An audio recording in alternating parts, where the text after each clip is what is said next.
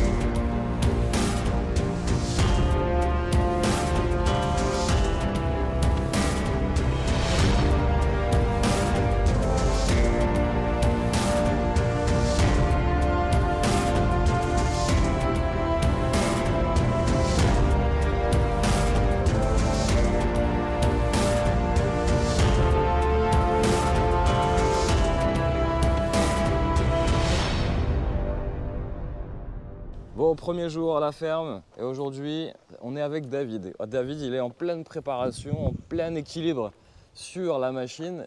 Donc il a fait les vitres sur l'avant, les rétroviseurs très importants et après il va passer un gros coup de dépoussiérage parce que c'est très important parce que vous savez l'été il y a de forts risques d'incendie. Dans ce temps-là, ils sont en train de remplir le gros réservoir de 1000 litres ici avec ce tuyau raccordé directement à une pompe et regardez, petite surprise, à l'ancienne. C'est du fuel pour le matériel agricole. C'est pas une blague, hein. Ils ont carrément acheté un camion au cas où s'il y a un problème. Hop, il sort le camion de pompier. Regardez les grosses roues à l'arrière. Et ici, alors on est sur des roues de 28 pouces. C'est du jamais vu dans l'automobile, mais là on est sur des engins agricoles, donc forcément la demi-mesure elle est partout.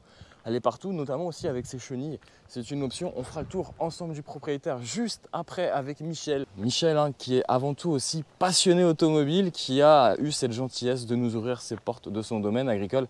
Allez, on fait un petit tour. Je suis en train de m'apercevoir qu'en fait, ils sont tous mordus de mécanique et de passion automobile.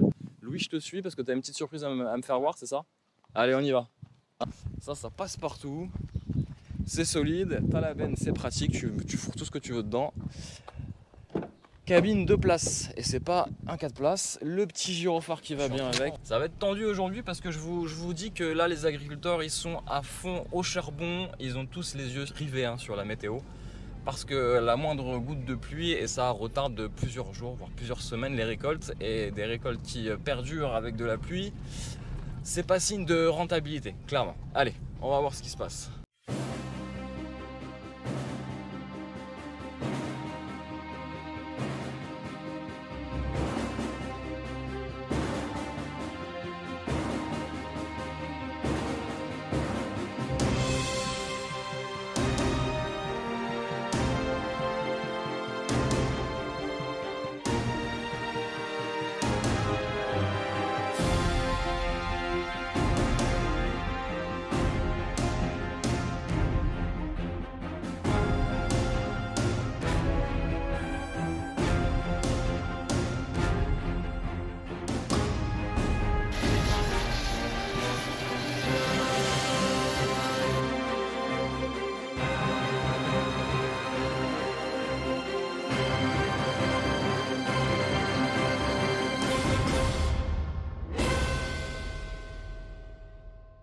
Allez, c'est parti, il y a Michel qui m'attend. Déjà, depuis tout à l'heure, il m'attend, le pauvre.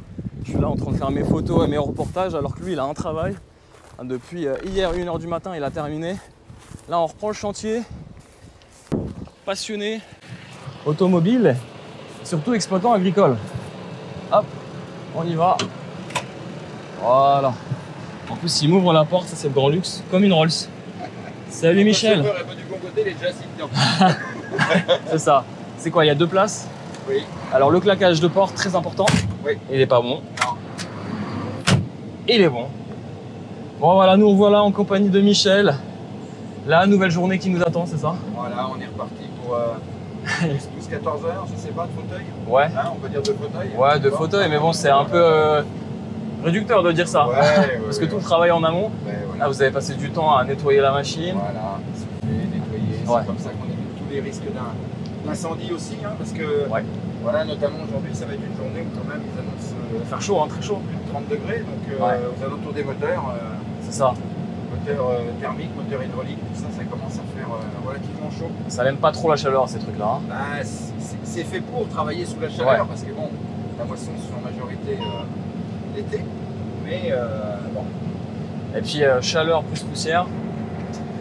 Chaleur, poussière, égale risque d'incendie, ça. C'est malheureusement. Ouais. D'ailleurs, c'est pour ça que tu me disais hier que tu avais un camion de pompiers exprès pour ça. On a un camion de pompiers qui nous suit, un camion de pompiers réformé. Hein, ouais. Mais c'est la sécurité, quoi. Voilà, c'est la sécurité. On a 4-5 000 litres d'eau avec nous. Et vous inquiétez pas, il n'est pas en train de jouer à un jeu vidéo malgré le fait que le son pourrait penser croire ça, mais en fait c'est parce qu'on atteint les limites, c'est ça, de la parcelle, c'est ça, voilà, en GPS. Quand on se promène en bordure des limites, ça nous prévient qu'on est au bord. Ça c'est cool. Vous avez quoi comme application en fait pour suivre? Vous n'allez pas sur Météo France, vous n'allez pas sur... Si, c'est toujours sorti de Météo France quelque part. Mais bon, nous on travaille avec Météo Ciel. D'accord. Après chacun est libre de prendre ce qu'il veut. Et surtout une application où on a la pluie à la minute, c'est Rain Today. C'est vraiment une application où on voit la pluie arriver, la zone pluvieuse, on la voit se déplacer et on sait presque à la minute près à laquelle elle va nous attraper. D'accord. Donc là, c'est reparti pour une journée de travail. Et du coup, là, on va finir cette parcelle-là. Elle faisait combien cette parcelle? Cette parcelle, elle fait 85. 85 hectares. Et tu mets quoi, 2 jours pour la faire? On fait grosso modo 55 hectares par jour. Ah oui, donc voilà, moins de 2 journées et demie. Voilà, c'est ça. Allez, on se lance sur les pertes. Donc les pertes. Donc, voilà, on a des capteurs sur la moissonneuse. Donc là, vous avez 2 sorties possibles sur la moissonneuse, c'est-à-dire la partie paille et la partie menu paille. Voilà, donc vous êtes régulé par des capteurs où là-dessus on a des sensibilités de réglage. En fonction de la grosseur de la graine, en fonction de plein de petites choses.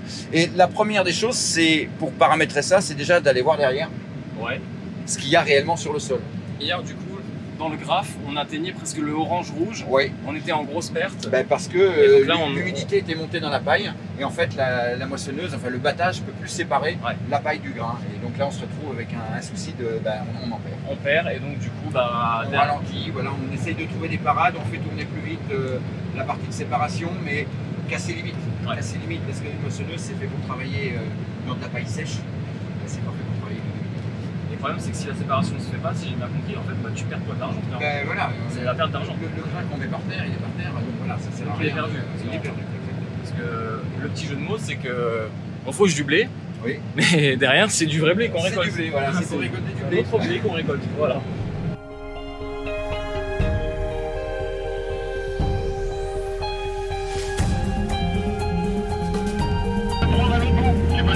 Yes.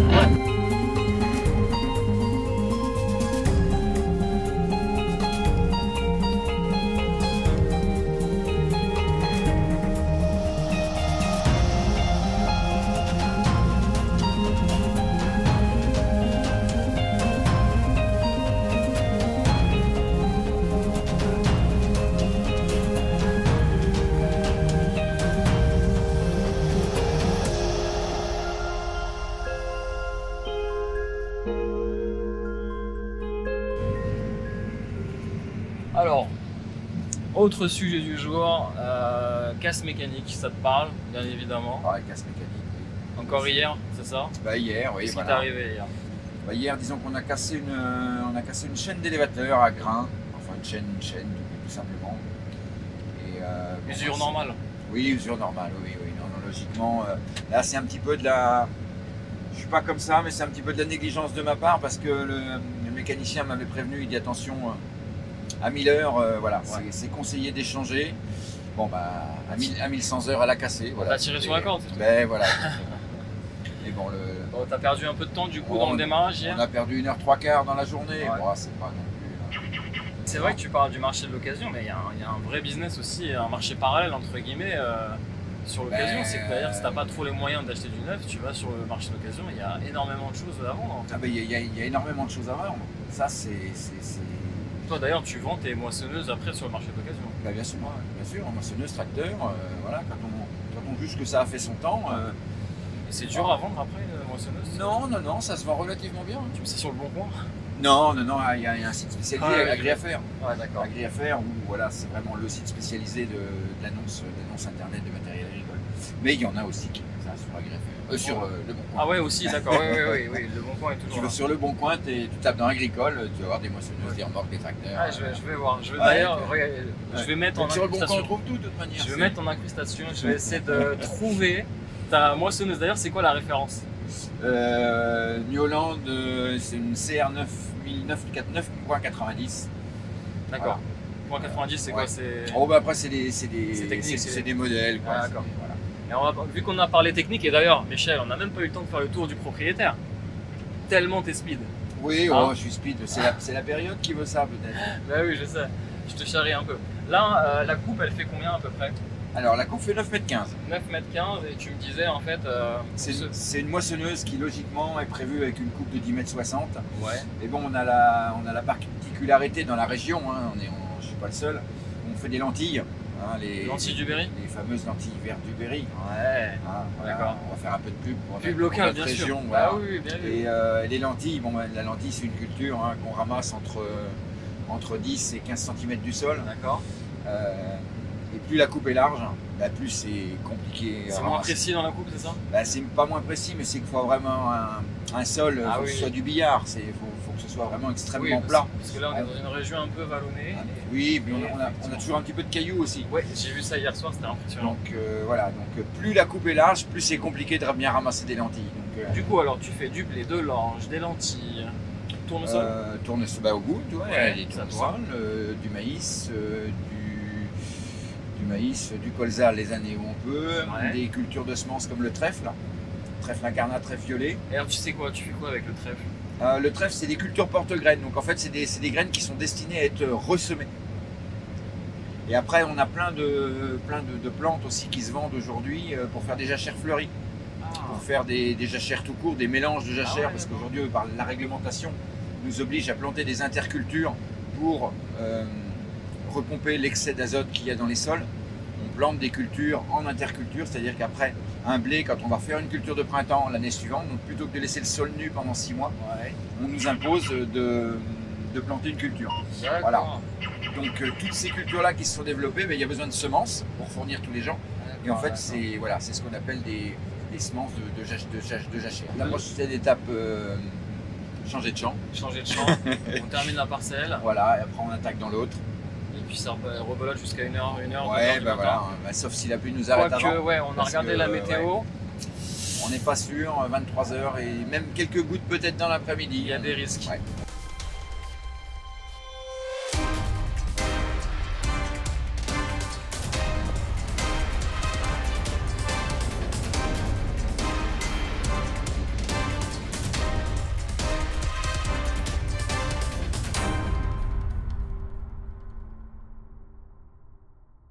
Ok, je me permets de faire une petite parenthèse sur Michel. Oui, Michel, ça ne se voit pas forcément au premier coup d'œil, d'autant moins au volant de sa batteuse, mais Michel a un sacré coup de volant et pour cause, il est pilote de rallye. Un vrai passionné de voiture. Pilote de rallye sur asphalte à ses heures perdues depuis plus de 20 ans, il évolue sur différentes autos. Il a d'ailleurs démarré en Golf 2 GTI, puis il enchaîne rapidement sur une Seat Ibiza Cupra. Il revient en force avec une Golf 3 GTI 7. Ensuite, c'est du sérieux. Il intègre le groupe des transmissions intégrales avec la mythique Ford Escort Cosworth. Il passe ensuite rapidement sur les Mitsubishi Lancer Evo 7 et 9, bien plus fiables que les Subaru Impreza. Il monte d'un cran en passant à la Ford Fiesta S2000, enchaîne aussi sur la Fiesta R5. Et actuellement, Michel pilote une ravissante Polo R5. Voilà. Un palmarès qui impose le respect. Fin de la parenthèse, on revient au blé, toujours avec Michel aux commandes. Donc tu es à moitié trader, Hein, c'est un peu ça. Tu es aussi commercial parce qu'il faut parfois aussi jouer des coudes, peut-être avec, je sais pas moi, des concessions pour avoir peut-être une ristourne ou quoi que ce soit sur une machine, j'en sais rien. Oui, non, Tu vois, mais c'est que ça. C'est comme toi quand tu vas acheter ta voiture à la concession, ouais. tu vas gratter pour essayer d'avoir le meilleur prix avec ce que tu as choisi. Quoi. Tu es aussi comptable, Eh oui, Ah ouais oui, tu es aussi ingénieur, technicien high-tech, Ouais, nouvelles non, mais technologies, ça, il faut. programmeur GPS. Ouais, Hein aussi, tu es aussi faut être météorologiste. multitâche, quoi. Ouais, Faut c'est être ça. multitâche. Connecté avec la nature, enfin bref, c'est du travail en Eh tout oui. cas. C'est une passion avant tout, mais c'est du gros travail. Je pense qu'aujourd'hui,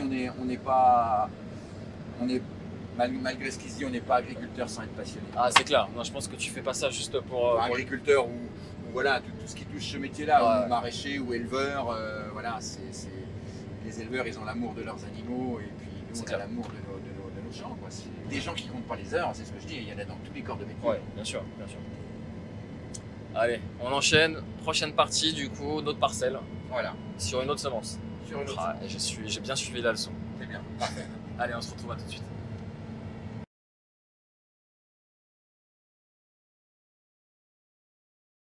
La trémie est pleine de la Ouais. moissonneuse et la remorque va contenir à peu près 2 trémies, c'est Voilà, ça? tout à fait. Ok. Ce qu'ils appellent sur ces moissonneuses-là, c'est ce qu'ils appellent les trémies américaines. D'accord. Donc, c'est des trémies ouvertes ouvertes vers le ciel, où le grain monte dedans. Tu le vois sur la caméra. Ah bah oui, on le voit bien hier soir, Voilà. on voyait pas. Oui, d'accord. Ah oui, il était vraiment plein là. Voilà. Ok. Ah bah c'est cool. Et après, on va enchaîner sur les différentes options que tu as pu cocher. C'est pratique, tu vois l'autre côté que tu Ouais. vois pas forcément quand tu es assis. Ah, carrément. Voilà. Ah ouais, donc ils ont mis une caméra sur. Sur le bras. Sur le bras. Elle est juste en dessous le bras. Ah ouais. C'est un peu comme une voiture en fait, quand tu configures ta moissonneuse-batteuse, quand tu l'achètes neuve. Oui, voilà. Tu coches pas mal d'options, d'équipements. Oui, et puis aujourd'hui, il y a beaucoup de choses qui sont arrivées en plus. On veut ne pas perdre de grain. Alors la moissonneuse va se régler automatiquement en travaillant pour aller à la vitesse maximum sans perdre de grain. Ou alors on ne s'intéresse pas à la perte de grain mais au rendement maximum. Donc là dans ces cas-là, elle va aller encore plus vite sans vraiment regarder les pertes. On perd en qualité. Alors. Voilà, c'est des logiciels. Ouais. Non mais la technologie C'est incroyable. Là ça a changé quand même le métier quand même. C'est incroyable aujourd'hui ce qu'ils sont arrivés à nous faire. Ouais.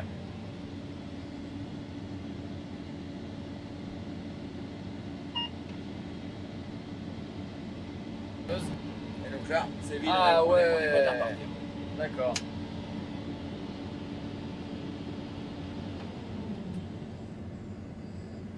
Ok, Et on est bon, reparti. on est reparti et donc du coup on enchaîne sur un nouveau sujet. C'est le tour du propriétaire, mais du coup cette fois-ci à l'intérieur. Et on va parler un petit peu options et équipements et ce qui a changé la vie de Michel sur cette dernière génération de moissonneuses batteuses. Alors je vais attendre juste que tu reprennes ton sillon de Ça. GPS. Ça par exemple, Ça y est. ça en fait partie. De quoi, le volant? Le volant, on n'y touche pas pendant qu'on travaille, Ah, on c'est y touche fou, sur ça. les bouts et Alors là, Là, t'as lancé là. Là, t'as Oui, lancé on a lancé. on appelle ça quoi, le passage, le sillon. le passage, voilà. Une enrure, comme on dit en berrichon. Ah ouais, bah, il faut. Carte GPS, tu as ton champ avec ta ligne qui est dessinée. Et en fait, voilà. Ok. On est toujours à 1 à 2 cm de l'erreur de. C'est beaucoup plus précis qu'un GPS de voiture. Ouais. Un GPS de voiture, tu vas être à, je sais pas, 3-4 mètres Ouais, de précision. Là, on est de l'ordre du centimètre. On est confort. Et On est pourtant, sur le confortable. terrain, quand j'ai couru tout à l'heure, tu me voyais galoper dans le terrain. Il y a des cailloux. Je peux hein. te garantir que c'est pas aussi plat qu'on pourrait le croire. Non, non, tout à fait. Donc ça, c'est lié aux chenilles. Oui, voilà, les fameuses chenilles qui ont bien évolué aussi hein, pour Ouais. toutes ces années. Elles étaient en fer au début, hein, elles étaient surtout réservées pour des cultures de maïs, de maraîchage hein, et autres trucs comme ça. Mais après, elles sont ça- démocratisées un Ça petit s'est peu, démocratisé en caoutchouc comme les pneus. C'est un coût supplémentaire contrairement à un pneu. Mais tu crèves pas. Voilà. Déjà, il Ok. n'y a pas Ouais, d'air d'accord. dedans, donc tu crèves pas. C'est ça. Donc déjà les marchands de pneus ils ont du souci à se faire. Non mais au-delà de ça c'est une protection du terrain, c'est-à-dire qu'on tasse très peu les sols. Ouais. Donc ça c'est vraiment, vraiment important, surtout quand on a eu des périodes très très humides. On ne tasse pas les sols, on a un confort qui est vraiment, vraiment bien. Et enfin, en ce qui me concerne, nous c'est surtout pour les maïs qu'on le fait, ou quand on récolte quand même au mois d'octobre-novembre, dans des conditions bien souvent humides. Et voilà, et on ressème juste derrière. Donc si on faisait des ornières avec des pneus de 20 cm de profondeur, remettre le terrain en état avant de semer, c'est compliqué. Ouais, la grosse galère. Voilà. Je comprends. C'est surtout une histoire de. C'est surtout pour ça que nous aujourd'hui on a choisi ça. Tu as choisi ça, donc c'est une option en fait, c'est ça? Oui, tout à fait. Parce que les moissonneuses sont à la base à pneus. La cartographie, c'est ce qu'on disait tout à l'heure. Ah, ça c'est une option aussi? Oui, c'est une option aussi. La cartographie, c'est pas quelque chose que tu es obligé de prendre. T'es pas obligé, donc c'est-à-dire que tu peux le faire traditionnellement, tu peux rouler, moissonner à vue en fait. Voilà, tout à fait. Donc ça demande plus d'efforts, plus de concentration, plus de fatigue et peut-être plus d'irrégularité, peut-être. Ben oui, et vous avez un GPS qui vous guide. Vous avez une tolérance de 10 cm en bout de coupe. Ouais. Vous optimisez c'est le clair. carburant, le temps. On optimise tout. On optimise tout. Si vous conduisez, et ben là, tu tournes à droite, à gauche, un peu plus large, un peu moins large, un peu machin. Puis au bout de 15-20 passages, vous en avez perdu un, en exagérant peut-être un petit peu. Ouais. Voilà, mais c'est du temps et du carburant. Et ça, au final, du coup, c'est presque rentabilisé finalement, quelque part. Ensuite, qu'est-ce que tu as comme option? La clim, ça fait partie des équipements de série ou pas? Il n'y a plus de cabine sans clim aujourd'hui. C'est agréable. Vaut mieux pas avoir deux cabines. Derrière des carreaux sans climatisation, non, vaut mieux rien avoir. Mes parents, mon père, a une moissonneuse sans cabine. Mon grand-père aussi. Ça me dit quelque chose. Juste une toile. Une toile pour être à l'ombre et puis. Ouais, c'est ça. La poussière, on s'en fout. La poussière, on s'en fout. On se lavera le soir. Derrière, tu as un filtre habitacle. Oui, parce que les cabines sont pressurisées pour éviter que quand tu ouvres la porte, la poussière s'engouffre. Ah oui. Ça pousse l'air à l'extérieur. L'air est filtré, elle est recyclée de filtre en filtre. Tu vois que depuis tout à l'heure, tu joues avec ton joystick. Oui, voilà. moi je pilote pas grand chose parce qu'en fait la coupe elle est réglée à une hauteur du sol. Ouais. Tu donnes des petits ajustements quand même? Voilà, moi c'est juste tu vois, ce qu'on appelle les rabatteurs. Je joue juste là-dessus en fonction des. Tu sais, ça peut varier un petit peu de hauteur et c'est ce qui pousse la culture dans la coupe. Alors, donc en fait j'ai toujours le pouce dessus pour. On sait jamais. Ouais, voilà, c'est plus une habitude, c'est plus un toc, on va dire. Parce qu'il faut faire quelque chose. Ah voilà, on y vient. Mais tu savais que de toute façon les agriculteurs ils faisaient rien. Ouais, voilà, voilà, c'est connu. bien C'est sûr, connu bien sûr, depuis bien des sûr, millénaires. Qu'est-ce que je voulais dire? Ouais, alors les rabatteurs c'est les rouleaux en fait, c'est le rouleau qui tourne.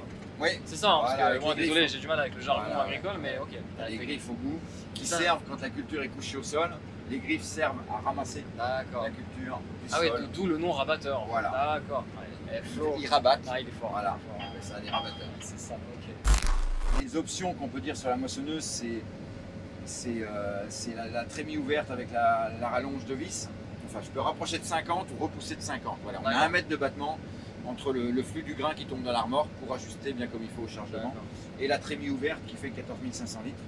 Voilà, Ça, c'est une option aussi. Hein. C'est une option aussi qui marche ensemble avec la vis à vide. Une autre Ça. option, Les chenilles, voilà, Ouais, les les chenilles, chenilles. les chenilles sont une option. le graissage automatique. Le graissage automatique, voilà, oui, ça. Ah, c'est- attends, Michel, ouais. tu m'en as parlé toute la nuit. Oui. Le graissage automatique, où donc c'est un graissage centralisé. Hein. C'est un gros bidon de graisse. C'est ce petit bouton-là, là, ce petit écran Voilà, de contrôle là. c'est ça exactement. Tu vois, ça régule un temps. Et puis pendant, donc, tu vois, là tu peux le faire en manuel. Voilà, quand il passe au vert, il graisse pendant 25 ou 30 secondes. Il fait une impulsion de graissage de tous les roulements de la moissonneuse. Pendant que ça travaille là. Pendant que ça travaille. Ah oui, d'accord, je pensais que c'était que à l'arrêt. Non, pendant que D'accord. ça travaille. Ok. Pendant que ça travaille, ça graisse les roulements. Donc ça évite le grippage, ça évite tout problème. Ça fait l'entretien à ta place. Quoi. Donc tu gagnes du temps encore. Voilà. Une option qui te permet, en fait là toutes les options te font gagner du temps ou du confort. Et voilà, c'est confort ou temps. Ouais, c'est ça. Confort, temps, agrément, voilà. T'as pas pris l'option toit ouvrant par contre Non. Ça existe en vrai ou pas? Ouais, non, Non, ça n'existe pas. c'est pas. Sur certains tracteurs, oui, ça existe. Ouais. Notamment les tracteurs qui ont des fourches avant. Tu sais, pour monter des meules ou des tas de paille dans des fermes. Pour regarder, voir, Voilà, pour voir la fourche en haut. En général, c'est voilà. Et une option un peu exubérante sur une moissonneuse que tu pourrais jamais prendre parce que ça sert à rien, mais que une option de luxe. Je Question pense, bête, hein. Je pense pas. C'est une option de luxe, tu vois, un siège en cuir. Ah, Voilà, c'est comme voilà, ça c'est du cuir. Oui, Avec oui, la coudoir en. Ouais, Ah, c'est bah ce voilà, qu'ils on se disent. fait plaisir. J'ai pas été contrôlé, c'était vraiment en cuir. Bon, au moins Et, ça bah, assure. c'est des options qui. On va pas dire qu'ils servent à rien, mais presque. Non, mais voilà, c'est une petite attention particulière, Ouais, voilà, tu ouais. vois. Non, mais ça, c'est des choses qui font que quand tu es sur le point de signer avec le concessionnaire, tu dis Allez, tu m'offres le siège en Ah cuir, voilà, ok. Ça fait partie, et là on voit les coulisses de la négociation. Voilà. Voilà, en gros, si tu veux un siège en C'est cuir... que si on n'a pas le dernier mot avant, avec ça on aura le dernier mot. Puis comme un puis- agriculteur, ça veut toujours avoir le dernier mot. Ah, ça c'est pas moi qui l'a dit. Hein. Ok, bah merci Michel pour toutes ces astuces et j'espère que ça vous a plu. Je l'ai pas dit, mais n'hésitez pas à chaque fois à réagir en commentaire au fur et à mesure de la vidéo. J'espère que vous avez appris pas mal de choses hein, sur ce joli métier qui existe depuis des millénaires. Ah ouais, si, il y a quand même un truc qu'il faut dire, parce que Ah. c'est vu par beaucoup de gens. L'agriculture est malheureusement pas toujours bien vue. Mais je pense qu'il faut que les gens pensent que l'agriculture française, moi, je leur donne un conseil, c'est que de ne manger des cultures françaises, Eh oui, dans le pain, pour la farine, dans tout. mangez tout Parce que français. voilà, mangez tout français, parce que vous ne pouvez pas savoir à quel point l'agriculture française est d'une qualité exemplaire, contrairement à tous les autres pays d'Europe. Parce que pensez quand même que les 3/4 des produits phytosanitaires qui sont tant décriés en France, Ouais.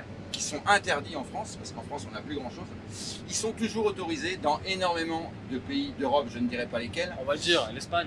notamment l'Espagne, Ouais, on où va tous se les mentir. produits qui arrivent de ces pays-là, que les Français mangent, mais qui ne disent rien, Ouais. eh ben, ils sont 10 fois plus pollués Bah, ça me fait que les plaisir. produits que nous on produit en France. Ça me fait plaisir que tu dises ça parce qu'on est là tous à vouloir jouer à le jeu du bio, de l'écolo, et c'est bien, on va dire que c'est une bonne chose pour notre santé. Mais c'est bien, il en faut. Et c'est bien aussi pour la nature, les champs, tout ça. Mais après, les amis, jouez le jeu. Jouez le jeu, n'achetez pas des tomates d'Espagne ou quoi que ce soit, ou du blé ou de la farine d'autres pays.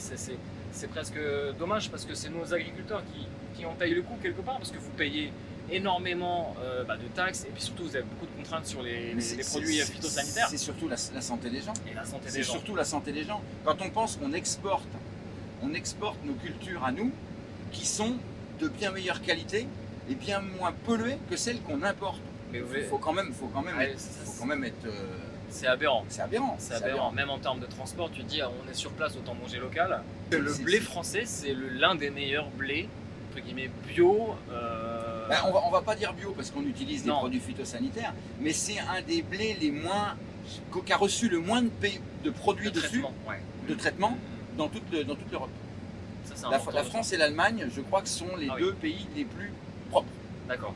Par contre, les autres, C'est fou, on est en Europe. Et pourquoi tous les autres pays d'Europe ne s'alignent pas sur les mêmes règles? C'est incroyable. C'est l'Europe sans l'Europe. C'est votre combat, hein, j'ai l'impression. Ah mais non, mais c'est comme tout, aujourd'hui on est rendu dans tout, de toute manière, il y a le commerçant qui vend son pantalon, qui vend son t-shirt, il y a le même qui a vendre en Espagne ou ailleurs, et voilà, les charges sont pas les mêmes, et voilà, il faut toujours acheter au moins cher, acheter au moins cher. Nous, les céréales, c'est un marché mondial. Donc le prix c'est le même, le prix est le même dans tout le monde. sauf que derrière le prix que tu mets pour justement cultiver ton blé, il n'est pas le même. Et voilà. Il va être beaucoup plus cher à cultiver en France que par exemple en Espagne ou en Pologne. On est d'accord. Tout à fait. Et ça c'est assez dommage. Donc honnêtement un cocorico, franchement on va jouer les chauvins, mais achetez français rien que pour votre santé déjà. Achetez français aussi pour soutenir la production française, il faut le dire. D'ailleurs, si vous voulez faire des économies sur les fruits et légumes, il n'y a pas de mystère, hein, si vous payez moins cher vos fruits et légumes, c'est que derrière ils ont... Voilà, hein, on va pas refaire l'histoire. Non, on va pas refaire l'histoire. Mais voilà, c'était le petit coup, pas le petit coup de gueule, mais le petit coup qui était important de savoir sur ces conditions et surtout pour votre santé, comme disait Michel. Voilà, exactement. Bon, les amis, sur ces paroles, je vois que le temps défile, je sais pas combien de temps va durer la vidéo, mais elle va durer 1 heure. Mais c'est pas grave, c'est avec plaisir et j'espère que vous avez appris beaucoup de choses avec Michel qui a eu la gentillesse d'ouvrir les portes de son joyeux domaine agricole. Oh, c'est gentil.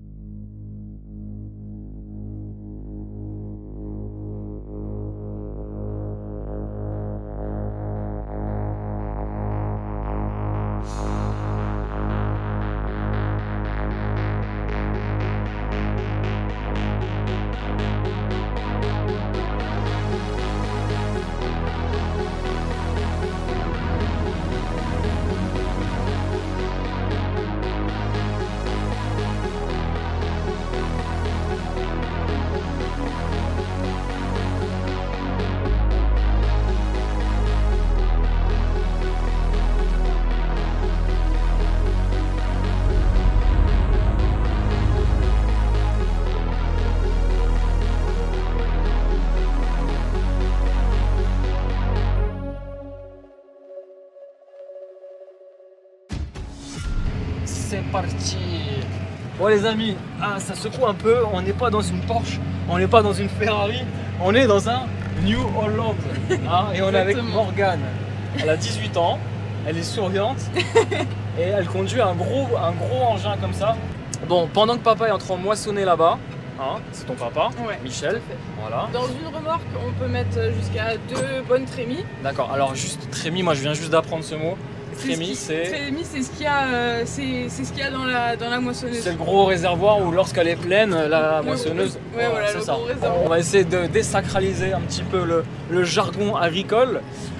Et donc là, ça secoue un peu. On a mis tous les projecteurs, toutes les lumières. Vous allez voir de nuit, c'est super sympa dans cette deuxième partie, puisque vous avez pu voir tout à l'heure qu'on a préparé les machines, les engins pour justement que toute la journée se passe bien, parce que vous allez travailler à peu près jusqu'à 2 h du matin. Ouais, gros chantier. Quand le temps nous permet, que l'humidité ne remonte pas trop, ouais.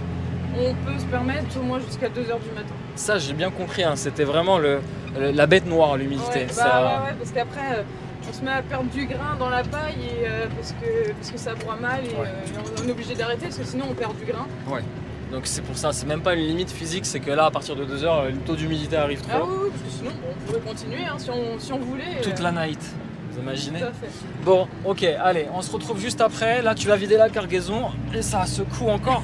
Malgré que ça reste un peu confortable quand même, je suis assez surpris, mais bon là, il faut se dire que les routes, elles sont un petit peu... Ouais, hein, on n'est pas sur de la grande route là. C'est ça. Bon, t'as toujours conduit des tracteurs depuis quel âge t'as conduit des tracteurs? Officiellement, ça fait 3 ans que je travaille vraiment l'été.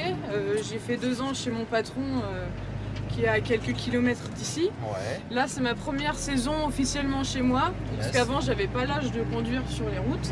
C'est à partir de 16 ans. 16 ans que tu as le droit de conduire un tracteur? Ouais, sur la route. Oh, le kiff. Mais sinon, j'ai toujours été dans la ferme. Quand j'étais petite, j'adorais passer du temps.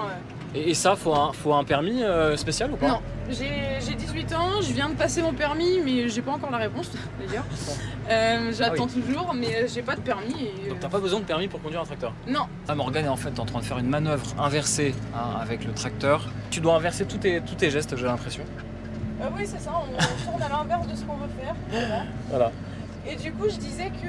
Elle disait, Morgane disait qu'elle voulait être psychologue, et c'est pas une blague, hein? C'est ça, hein? C'est dans mon projet. Ce que je voulais dire par rapport à conduite à 16 ans, c'est que tu peux conduire à 16 ans quand t'es fils d'agriculteur. Fils de boulanger, ça marche pas? Non, ça fonctionne pas. Ah, dommage.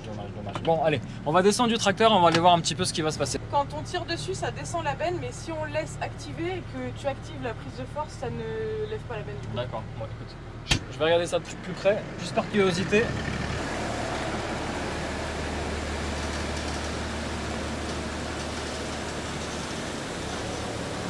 Donc là, David, il y a combien de tonnes là?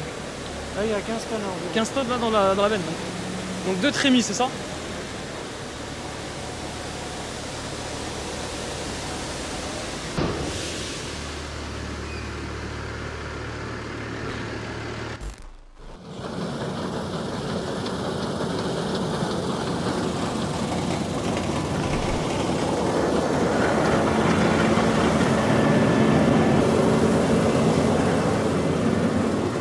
Voilà, enfin. Donc là, Michel, tu viens de constater un petit truc. On parlait tout à l'heure de taux d'humidité. Oui. Et finalement, là, on n'a pas d'humidité dans le grain, mais on commence à avoir de l'humidité dans la paille. D'accord. Et on peine à séparer le grain de la paille. Et en fait, on commence à faire ce qu'on appelle le phénomène de perte. On ne peut plus séparer le grain de la paille et on ralentit, jusqu'au moment où on va plus avancer. Et donc, c'est, comme on dit, c'est l'heure de l'escouche. Malheureusement, c'est pas nous qui le décidons, c'est l'hygrométrie et l'humidité du sol. Et ça arrive vite en fait. Ça peut arriver très vite. Ouais. Donc là, deuxième trémie, c'est ça, non? Deuxième trémie. Oui, deuxième trémie. Deuxième trémie, t'as vu, je suis, hein? Ah oui, je suis le truc mieux que moi. Donc là, c'est sûrement la dernière. Oh oui, ça va certainement être le dernier tour. On verra quand on va redescendre de l'autre côté, mais mon petit doigt me dit que... Ouais, l'expérience. Hein. Ouais, voilà. On a encore de quoi s'amuser demain toute la journée, sans problème. Et j'ai regardé le week-end, là, ils annoncent de la pluie, t'es pas inquiet, non, ça va? Ouais, si ça pleut, on est d'anniversaire samedi soir. Bon, ça va. Alors, bonne raison de... Ben voilà, on fait une pause. On prend une pause. Non, on est presque, même s'il ne faudrait pas d'eau pour la qualité du grain, on est presque à la fin quand même. Donc ça va. Ouais. On s'en sort bien par rapport à ce qu'on s'est pris il y a 2 semaines. Oui, voilà. On s'en sort. Il y a 2 semaines, on rigolait beaucoup moins. Ouais. Alors tu vois la caméra de recul. Elle est un peu poussiéreuse, hein. Elle est comme le reste. Tu vois. Ouais, mais bon, ça va, t'arrives à déchiffrer un peu quand même. Oui, on arrive quand même à déchiffrer. Et puis après, t'as le petit bip de recul. Ça, c'est pour la sécurité. Ça va, ça se manœuvre facilement? Roue arrière directrice? Oui, roue arrière directrice. Ça, c'est pas mal. Royal. C'est royal. Ouais, les amis, la journée se termine. Merci Michel de nous avoir partagé ces coulisses. Tout plaisir est pour moi. Vous étiez au charbon là depuis plusieurs semaines. Vous avez tout donné. Donc merci à toi, c'était cool, super. De rien. Et puis j'espère qu'on se reverra l'année prochaine, peut-être avec une nouvelle machine, j'en sais rien. L'année prochaine non, mais dans 2 ans oui. Dans 2 ans alors, peut-être qu'on reviendra dans 2 ans. Ok, en tout cas merci Michel d'avoir réalisé mon rêve de gosse. Ça m'a rappelé plein de petits souvenirs derrière la fenêtre et là je suis au cœur du métier. Écoute, c'est avec plaisir. Merci beaucoup Michel aussi pour ta passion automobile parce que tu restes aussi un grand passionné automobile. Voilà. Parce qu'un moteur et 4 roues, ça me plaît bien. Et bah voilà. 2 roues, 4 chenilles, ou des chenilles. Tant que ça roule. Tant que ça roule, ça On est d'accord, on est en phase. Ouais les amis, le petit pouce, n'hésitez pas aussi à donner votre avis en commentaire pour cette vidéo complètement exclusive, inédite, du jamais vu sur la chaîne. Allez, ciao, bisous à tous.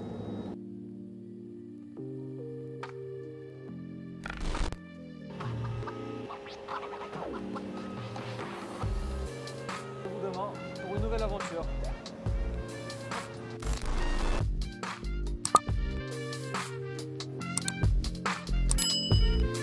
Voilà, l'aventure n'est pas tout à fait finie, puisqu'elle se prolonge prochainement avec notamment les pailleux qui m'ont réservé une très belle surprise. Ils ont clairement assuré. Ensuite, on continuera l'aventure avec Morgan à bord de son tracteur sur route qui m'emmènera découvrir un autre monde. Puis la série prendra fin avec le nouveau déchômeur fraîchement arrivé dans l'exploitation juste avant l'orage. Voilà, restez connectés les amis, je vous dis à très vite. Ciao.